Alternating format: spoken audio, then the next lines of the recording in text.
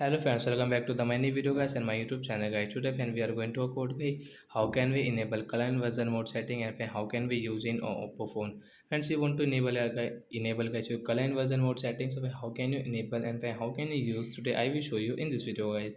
So before starting video friend, first of all go and subscribe the channel guys, click the bell icon, like the video.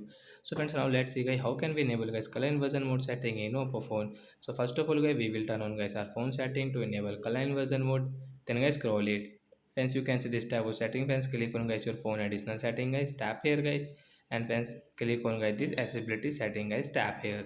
Again scroll friends, you can see your color inversion setting guys, tap here to enable your color inversion guys. You can enable from this right side. After enable guys your background will dark and everything will change in your phone guys, your icon color, your screen color. And guys if you use guys any photos, any YouTube app, any videos, so friends you can see guys this ghost as like I ghost guys, you can see. So like that guys, you can enable color immersion mode in your Oppo phone. So that's it guys. Thanks for watching the video. Bye guys.